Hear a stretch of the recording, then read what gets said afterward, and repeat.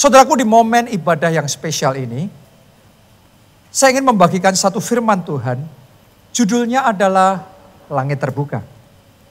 Dan doa saya, ini bukan cuma judul khotbah, tapi benar-benar ini harapan. Dan ini doa kita bersama, supaya kita semua mengalami dimensi langit terbuka. Karena kalau Anda hidup di dalam dimensi langit terbuka, itu truly akan berbeda. Blessing will, berkat itu akan mengalir dengan deras, melimpah di dalam kehidupan saudara. Oke?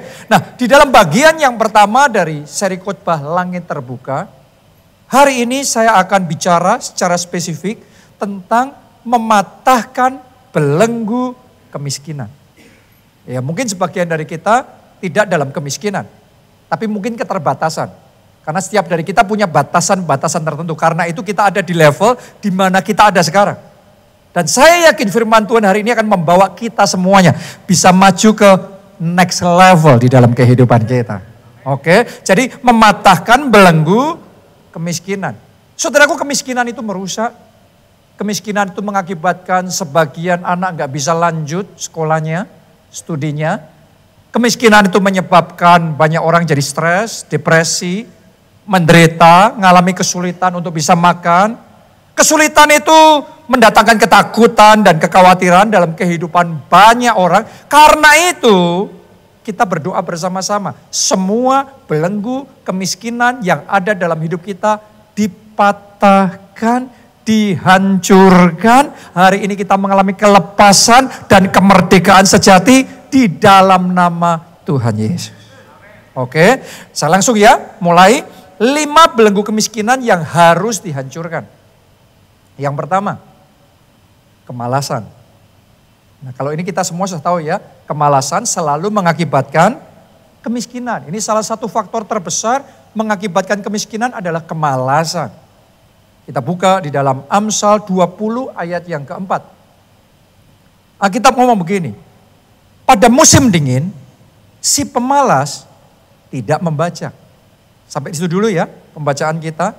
Jadi Alkitab yang ngomong, kalau namanya pemalas, ketika itu musim dingin, dia tidak membaca. Musim dingin itu musim yang kayaknya tidak kondusif.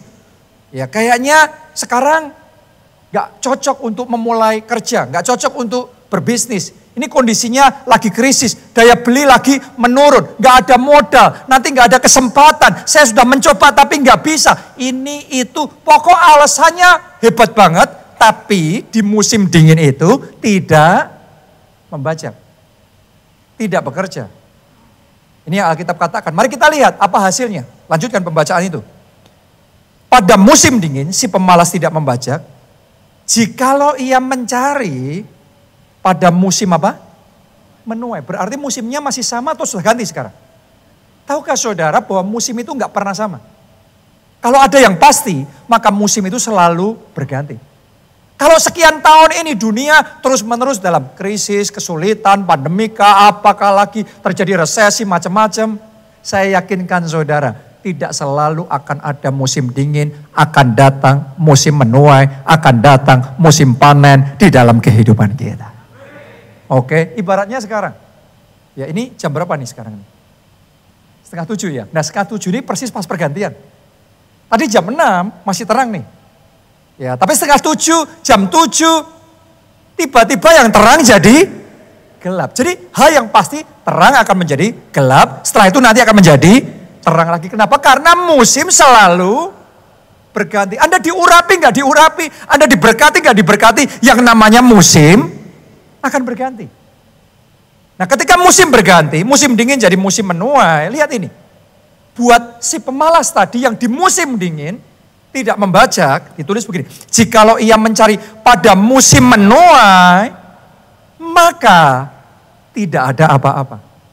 Padahal musim menuai, semua nuai, semua panen raya, tapi orang ini gigit jari sendiri. Saudaraku, saya berdoa tidak ada seorang pun di tempat ini yang akan gigit jari ketika musim panen itu datang. Doa saya, begitu musim panen datang, Anda orang yang pertama yang akan membawa berkas-berkas, akan ada tuaian dan panen raya yang luar biasa di dalam kehidupan saudara. Karena itu, menaburlah Membajaklah, bekerjalah di musim dingin. Di musim yang kayaknya tidak kondusif. Di musim yang kayaknya orang lain malas-malesan. Kenapa? Karena yang membajak di musim dingin, ketika musim panen datang, dia yang menuai. Doa saya Anda yang menuai, tahun ini akan ada tuaian yang besar, tuaian yang dahsyat, Anda terima di dalam kehidupan saudara. Oke, berapa banyak anak muda yang sehari-hari dalam kehidupannya, tiap hari isinya cuma nonton Netflix, main games, main sosial media, dan pengangguran. Ya, orang tuanya sudah umur 60, umur 70 masih terus support dia. Kenapa? Karena memang tidak mau bekerja. Maunya cuma nganggur, bermalas-malasan. Berapa banyak suami yang kadang-kadang gak mau bekerja, gak mau ambil tanggung jawab. Sehingga akhirnya harus terus bergantung sama istrinya. Bukan gak bisa ya, tapi nggak mau bekerja. Ada yang lebih parah lagi, isinya cuma mabuk-mabukan, marah-marah, main tangan. Dan akhirnya mendatangkan bencana keuangan di dalam keluarganya. Hari ini saya ingin ajak saudara, ayo bangkit dan mulai bekerja. Semua jemaat yang ada di tempat ini, jadilah orang yang rajin, giatlah di dalam bekerja, dan pada musim panen Anda yang pertama menuai. Itu yang Alkitab katakan, berbahagialah orang yang kesukaannya ialah Taurat Tuhan. Firman Tuhan dan yang merenungkannya siang dan malam. Berarti ini orang cinta Tuhan apa tidak? Yes, orang yang dekat sama Tuhan. Tapi buat orang yang dekat sama Tuhan itu, ayat itu ngomong begini. Di Mazmur 1 itu. Apa saja yang diperbuatnya berhasil. Oke. Apa saja yang apa?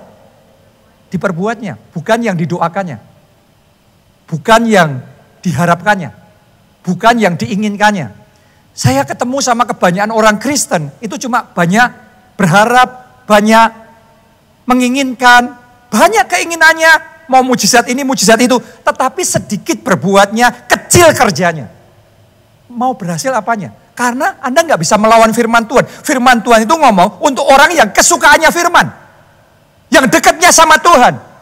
Tapi yang berhasil, apa saja yang diperbuatnya berhasil. Doa saya tanganmu, tangan yang diberkati. Sehingga apa saja yang diperbuatnya berhasil. Tahun ini berhasil, yang kau kerjakan berhasil. Oke, jadi itu yang pertama. Yang kedua sekarang. Penyebab orang terus di dalam kemiskinan, keterbatasan.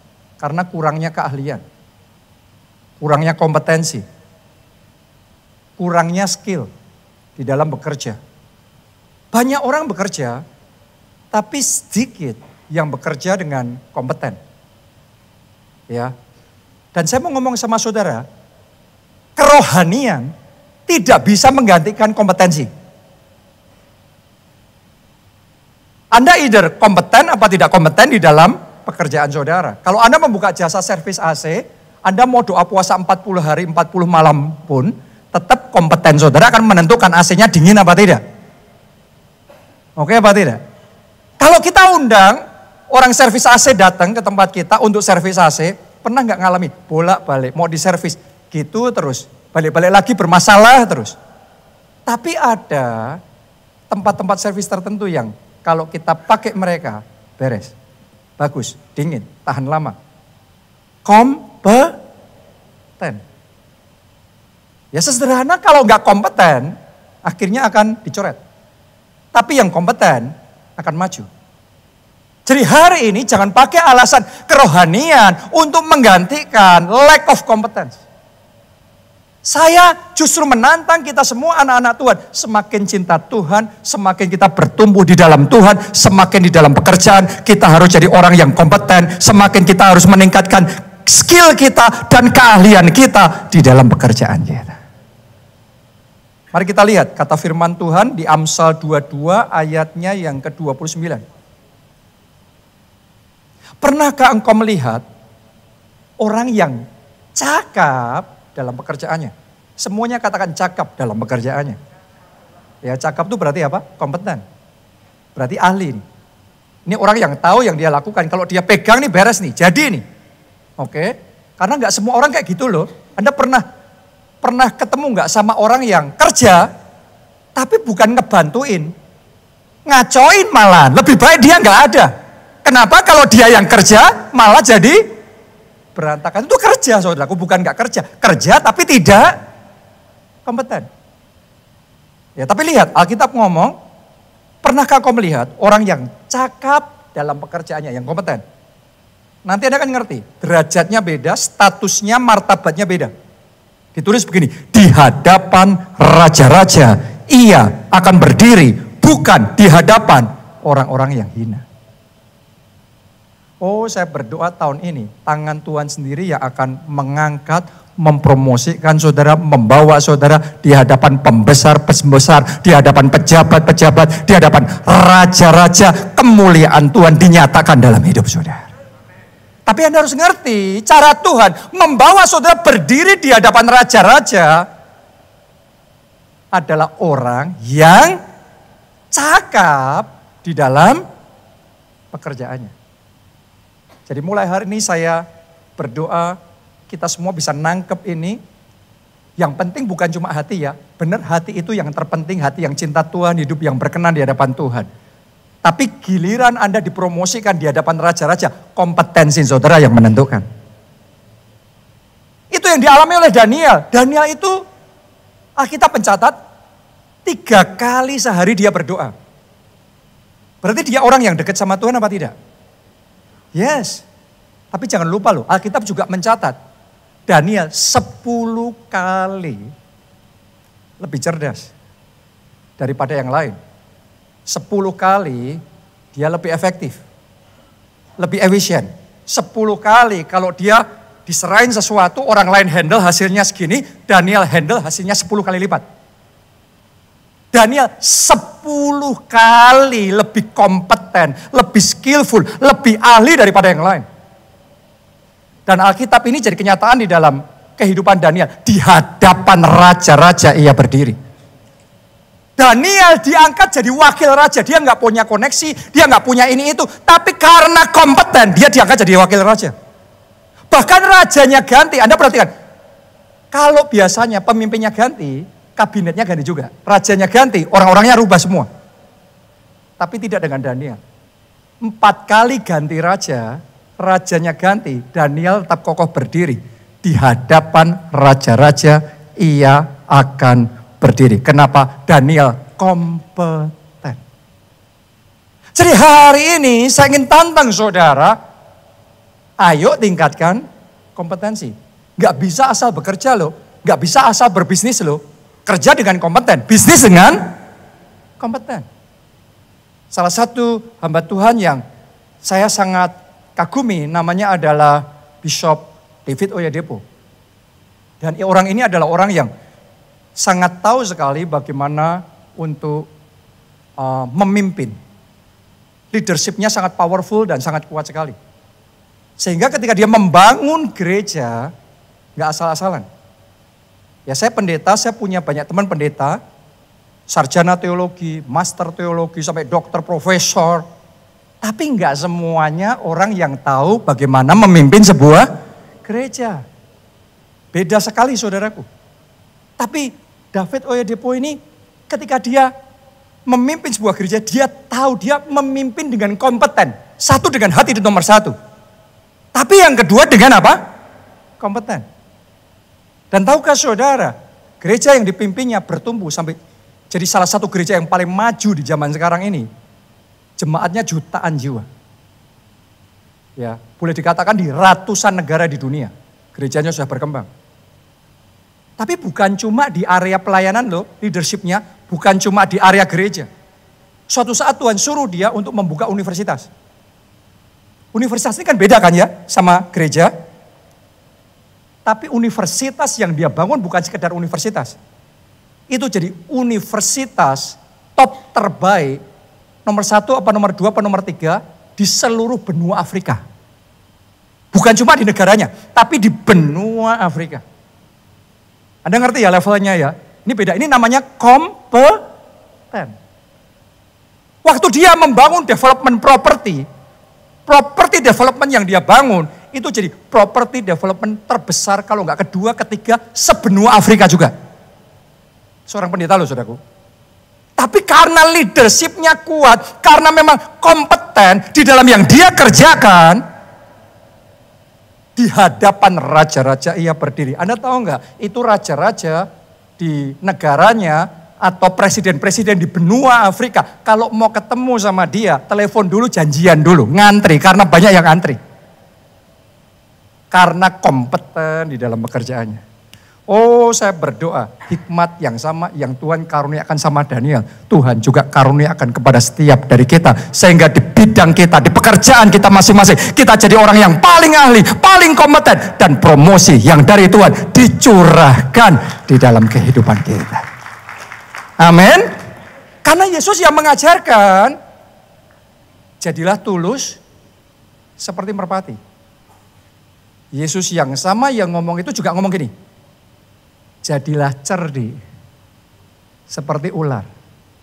Itu mulutnya Yesus yang ngomong, kamu kalau cerdik seperti ular, jangan cerdik kayak merpati. Banyak orang Kristen cerdiknya kayak merpati. Makanya diakalin terus. Setelah itu, kenapa Tuhan izinkan? Loh, kamu kan cerdik seperti merpati. Yesus ngomongnya cerdik harus seperti ular. Yesus udah ngomong loh. Jadi tidak semua tentang ular itu jelek. No. Yesus ngomong cerdik seperti ular. Apalagi sekarang kan kita sedang merayakan tahun baru Imlek nih. Nggak tahu tahun apa ini saudaraku. Tapi saya berdoa kecerdikan yang dari Tuhan, hikmat yang dari Tuhan, yang datang dan memenuhi kita, menjadikan kita cakap dalam pekerjaan kita, dan berhasil. Katakan amin, tepuk tangannya yang meriah buat Tuhan kita. Yang ketiga, alasan kenapa orang terus di dalam kemiskinan dan keterbatasan, karena tidak tahu cara membangun hubungan yang strategis, yang berkualitas. Tahukah saudara bahwa tidak semua hubungan itu setara? Ada banyak orang naif yang berpikir semuanya sama dong. Gak sama, Alkitab yang mengajarkan. Yesus sendiri yang ngomong ada pergaulan yang baik, ada pergaulan yang buruk. Jadi pergaulan itu ditimbang dan diukur, ada yang berkualitas, ada yang tidak, ada yang baik, ada yang jelek. Kalau pergaulanmu jelek, masa depanmu jelek juga. Jadi ada hubungan tertentu yang akan membuat masa depanmu jelek, tapi ada hubungan tertentu yang akan membuat masa depanmu terang benderang. Karena itu Anda harus tahu bagaimana membangun hubungan yang berkualitas, yang strategis. Ada banyak orang nggak bisa maju, kenapa? Karena nggak tahu hukum membangun hubungan. Pokok semuanya kita sendiri, ya terbatas kita sendiri. Ada kemajuan tertentu hanya bisa kita alami melalui divine connection. Mari kita baca di dalam Yohanes 5 ayat yang ke-7. Jawab orang sakit itu kepadanya, Tuhan, tidak ada orang yang menurunkan aku ke dalam kolam itu apabila airnya mulai goncang. Dan sementara aku menuju ke kolam itu, orang lain sudah turun mendahului aku. Saudara masih ingat ini kisah orang lumpuh yang ada di dekat kolam Bethesda. Padahal di depannya itu sudah tersedia kesembuhan loh.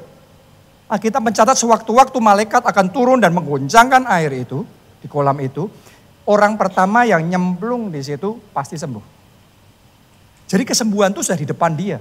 Tapi setiap kali kesempatan ada, selalu dia gagal untuk dapat kesempatan itu. Dia selalu stuck dan Alkitab mau sudah bertahun-tahun di situ dan dia stuck, nggak bisa dapat, nggak bisa maju, meraih kesempatan dan kesembuhan yang ada di depannya. Kenapa? Karena tidak ada orang yang bantu. Benar apa tidak? Nggak ada hubungan. Jadi dia selalu berusaha sendiri, padahal dia lumpuh, untuk gerak lambat sekali.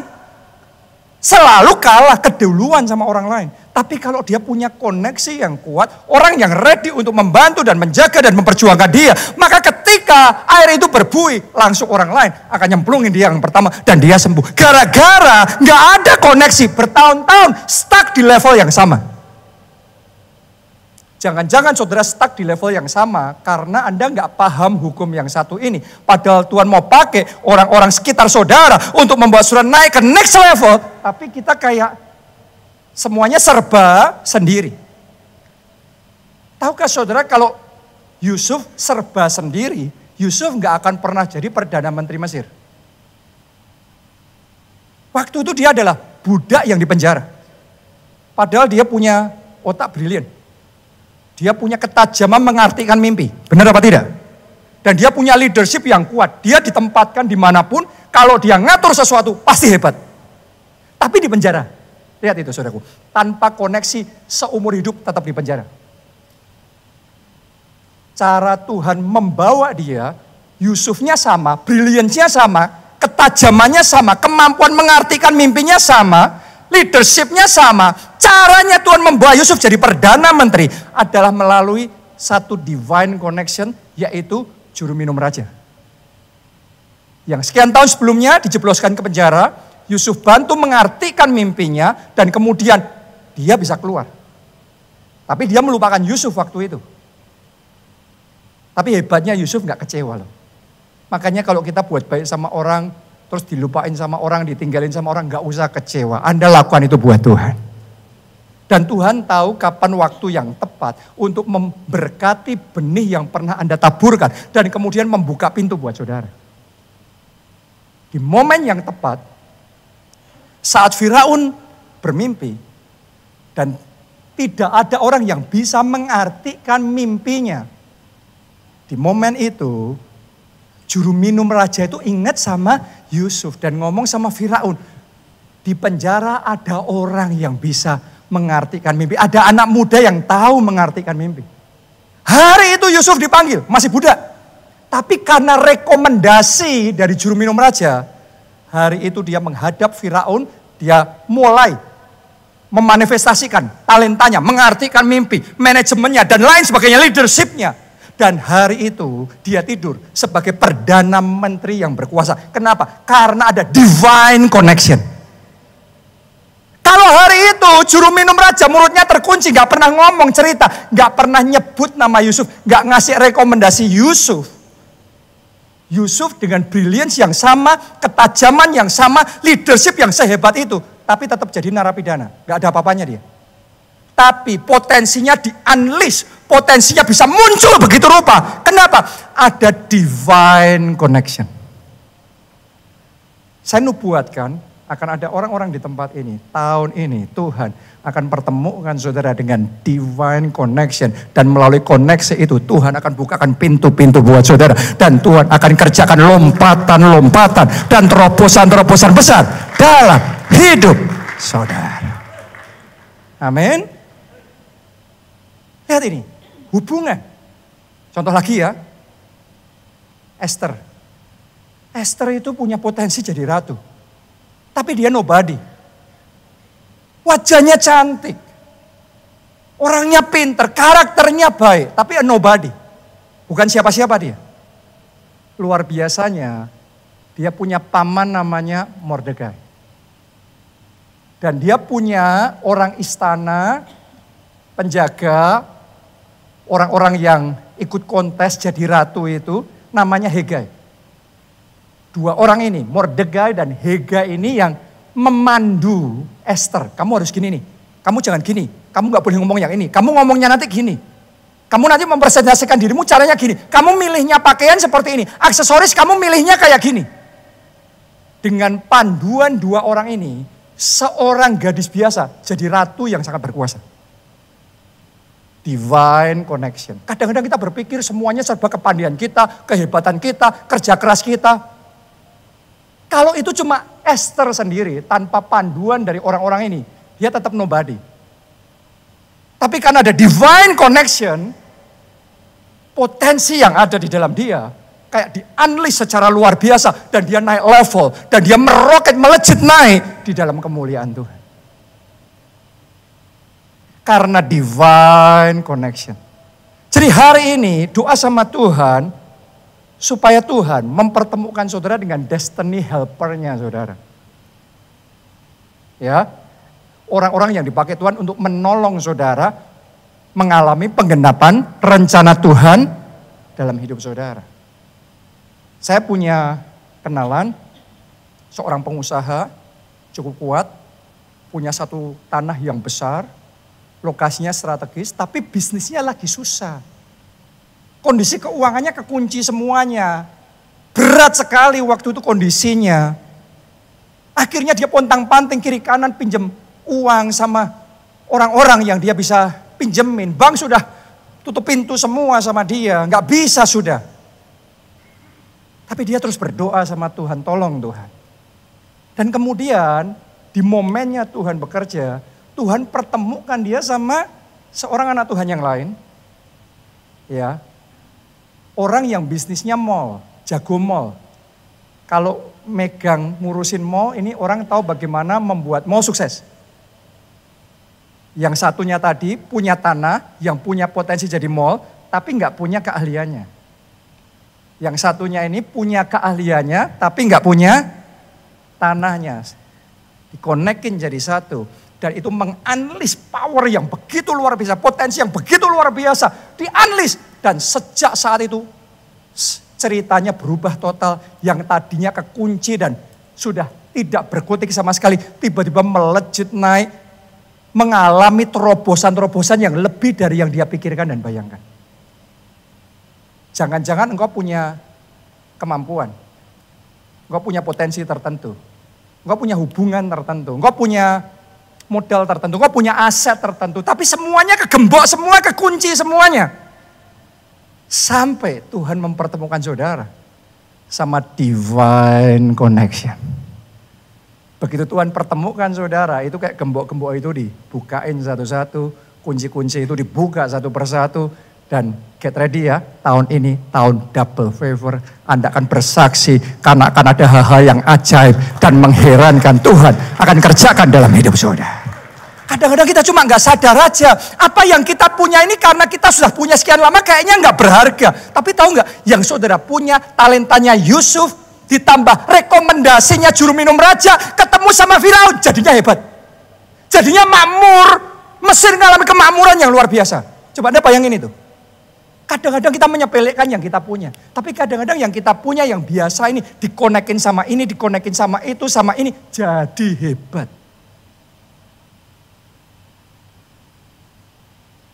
Karena divine connection. Saudara pernah dengar nggak? Seorang hamba Tuhan yang namanya di Amerika ya, Pastor Joel Osteen. Ya, sebagian dari saudara pernah dengar ini. Dia suatu saat pernah bersaksi tentang bagaimana Tuhan ngasih gedung gereja itu. Itu gedung gereja terbesar di Amerika. Jadi ternyata tempat itu dulunya adalah tempat basket tim di kotanya dia. Yang kemudian mau pindah ke tempat yang baru, tempat itu mau dijual. Nah, dia mau beli. Gereja itu mau beli. Tapi nggak bisa karena ada persyaratan-persyaratan yang membuat tidak bisa, ada voting Dewan Kota yang membuat tidak bisa, pokok nggak nembus. Padahal jemaatnya di gerejanya tuh banyak orang-orang kaya, banyak pejabat-pejabat tinggi, tapi nggak nembus.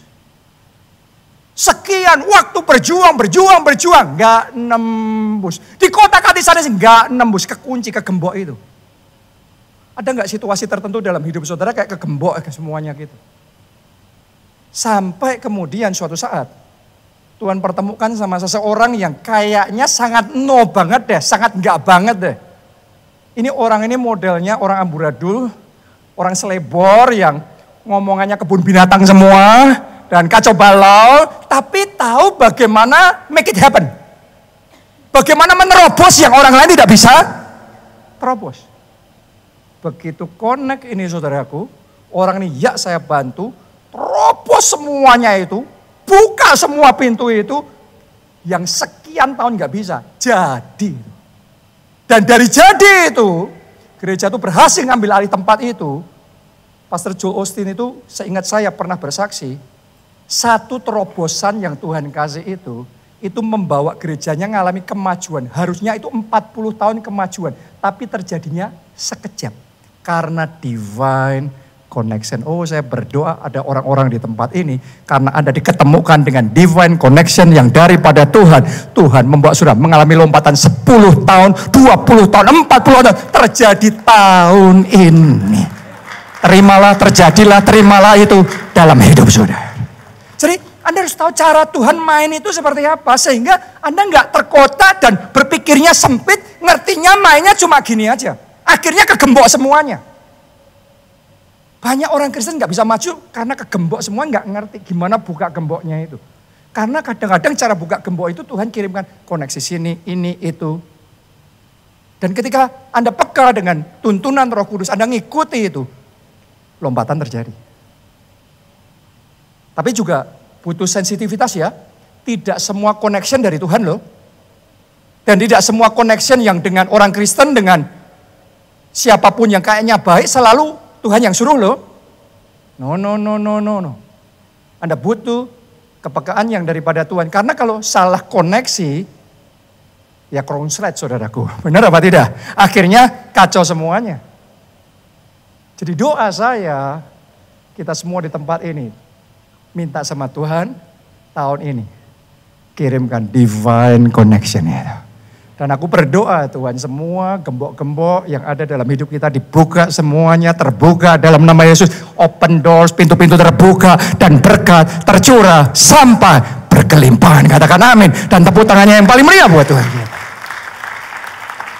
Yang keempat, penyebab orang di dalam belenggu kemiskinan adalah hidup dalam dimensi langit tembaga dan tanah besi. Maksudnya gimana? Kita baca dulu ayatnya supaya Anda nggak bingung. Ulangan 28 ayat 23.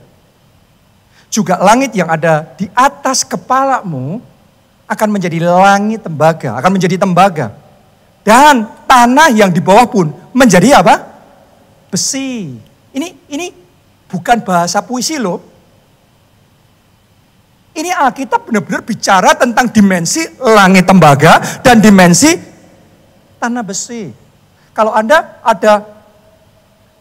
punya tanah yang subur, Anda naburin tanah itu, ngerjain, tanah itu akan menghasilkan hasil yang memuaskan. Tapi kalau tanah besi, silahkan nabur seperti apapun, nothing. Benar nggak? Tembaga juga sama, langit tembaga. Tembaga itu keras, kayak nggak nembus. Berapa banyak orang yang berdoa, tapi kayak nggak pernah nembus. Kayak gak ada blessing dalam hidupnya. Malah kutuk yang terjadi. Ini yang Tuhan ngomong langit, tembaga, dan tanah besi. Ini yang dialami oleh Adam dan Hawa. Waktu mereka ada di Taman Eden, itu kayak wow. Mereka ada di dimensi langit terbuka dan tanah yang subur. Mereka baru kerja sedikit aja hasilnya luar biasa, ada kelimpahan, kenikmatan yang luar biasa. Sampai mereka jatuh dalam dosa dan dipindah mereka keluar dari Eden. Sekarang di luar Eden, tiba-tiba Adamnya sama, Hawanya sama, kerjanya sama, tapi bukan kelimpahan, onak duri yang muncul. Kepinterannya sama, kerja kerasnya sama, bahkan mungkin lebih kerja keras. Tapi kalau orang hidup di bawah langit tembaga dan tanah besi, semuanya kayak membentur tembok. Saya ngerasain ada orang-orang di tempat ini yang sekarang masih ada dalam dimensi itu. Tapi saya berdoa dalam bulan ini, sementara kita sedang membagikan firman Tuhan bicara tentang langit terbuka ini. Doa saya Roh Kudus akan mengurapi saudara. Roh Kudus akan memindahkan saudara dimensi hidup saudara. Tidak lagi di dimensi tanah besi. Tapi jadi tanah yang subur. Dan setiap benih yang Anda usahakan, yang Anda perjuangkan, dibuat Tuhan berhasil. Dan akan muncul tuayan 30 kali, 60 kali, 100 kali ganda. Amin. Saya berdoa juga Tuhan akan bukakan tingkap-tingkap langit dan mencurahkan berkat sampai berkelimpahan. Ada ayatnya tuh, terkenal sekali. Kita baca di Maleakhi 3 ayat yang ke-10. Nah, ayat ini ayat yang paling banyak dipersekusi, dianiaya, diserang dan dikritik oleh sesama orang Kristen, bahkan oleh pendeta. Tapi jangan lupa, ini ayat firman Tuhan, bukan ayat iblis. Anda sedang menerima firman yang daripada Tuhan. Oke ya, saya bacakan buat saudara. Bawalah seluruh persembahan persepuluhan itu ke dalam rumah perbendaharaan supaya ada persediaan makanan di rumahku dan ujilah aku, firman Tuhan semesta alam. Perhatikan, apakah aku tidak membukakan bagimu apa? Tingkap-tingkap langit. Membukakan tingkap-tingkap langit. Open heaven. Langit terbuka. Dan mencurahkan berkat kepadamu sampai berkelimpahan. Tahukah saudara, persepuluhan itu bukan beban. Persepuluhan itu berkah. Persepuluhan itu enggak pernah minus. Persepuluhan itu plus. Persepuluhan itu bukan paksaan, tapi kerinduan. Persepuluhan itu bukan Tuhan yang butuh, kita yang butuh. Jadi saya berdoa saudara hari ini bisa menangkap kebenaran firman Tuhan, karena iblis dengan segala cara akan pakai agent-agentnya untuk membutakan mata rohani kita, nganggap ini ayat iblis, sehingga akhirnya terus banyak orang hidup di dalam dimensi langit tembaga. Ini firman Tuhan. Oke, jadi sungguh-sungguh tahun ini open heaven, langit terbuka, Tuhan akan berikan di dalam hidup saudara. Yang terakhir, yang kelima, penyebab orang di dalam kemiskinan atau keterbatasan adalah mismanagement keuangan. Salah mengelola keuangan. Seringkali nggak ada uang bukan diakibatkan karena tidak diberkati. Seringkali penyebabnya karena salah mengelola berkat yang Tuhan kasih. Oke, selama pengeluaran kita lebih besar dari pemasukan, seberapapun banyaknya pemasukan kita, habislah pasti. Katakanlah Anda punya pemasukan yang gede banget, besar sekali, 100 juta per bulan. Wow, teman-teman saudara, wow, 100 juta per bulan. Mereka membayangkan kalau penghasilan 100 juta per bulan pasti enak. Ya benar, tapi kalau pengeluaranmu 200 juta per bulan, saya nggak usah jadi nabi untuk ngomong bisa memberitahu masa depan keuangan saudara bakal seperti apa. Mungkin orang yang gitu solusinya di benak kita mikirnya, solusinya kalau nanti pemasukanku 1 miliar per bulan, beres semuanya. Jangan lupa loh, ada orang-orang yang dari 100 juta per bulan jadi 1 miliar per bulan, kalau pengeluarannya juga tambah gila, 2 miliar per bulan, yang mana di Jakarta sangat memungkinkan untuk itu. Mau 1 miliar per bulan itu nothing. Jadi kalau sudah berpikir hanya masalah kurang penghasilan, think again. Mikir lagi, coba Anda masih ingat gak kisah anak bungsu yang terhilang? Dalam kisah perumpamaan yang diceritakan oleh Tuhan Yesus. Bapaknya kayanya gila. Itu konglomerat. Dan hari itu anak ini dapat separuh dari semua harta bapaknya. Saya mau tanya sama saudara, kalau Anda punya bapak konglomerat dan hari ini dikasih separuh dari semua kekayaannya, Anda langsung jadi konglomerat nggak? Langsung tuh. Oke, melejit naik ke atas. Anda pikir itu akan menyelesaikan semua masalah. Banyak orang mikirnya gitu, tapi coba mikir lagi. Lihat kisahnya anak bungsu itu, apa yang dia lakukan? Dia menghambur-hamburkan harta, memboroskan semuanya. Akhirnya harta yang sebanyak itu, harta konglo loh saudaraku, habis semuanya. Konglomerat ini berubah jadi tukang jaga kandang babi, yang mau makan ampas babinya aja dilarang. Gila nggak saudaraku? Kenapa? Bukan kurang berkat, karena salah mengelola. Jangan-jangan masalahmu bukan karena Tuhan tidak memberkati, tapi karena kita nggak tahu bagaimana mengelola berkat Tuhan. Ada orang-orang tertentu itu tangannya, kalau di tangannya sini dikasih 100 juta, nggak lama, tunggu aja. Pasti habis. Anda nggak percaya, nanti tambahin lagi 100 juta, tunggu sebentar, habis lagi. Tambahin lagi 100 juta, pasti habis. Entah gimana, kayak tangannya tuh ada lubang yang membuat selalu habis. Bukan lubang paku yang disalib seperti Tuhan Yesus ya. Tapi kayak ada lubang bocor terus gitu. Sebaliknya, ada orang-orang tertentu yang kalau di tangannya dipercayakan 100 juta, Anda tunggu sebentar. 100 itu akan berkembang jadi 200. 200 jadi 400. Tidak terbatas. Doa saya itu yang Tuhan karuniakan kemampuan dan hikmat untuk mengelola setiap berkatnya. Sehingga setiap berkat yang dipercayakan dalam hidup saudara akan bertambah-tambah, akan berlipat kali ganda. Dan hidup saudara diberkati.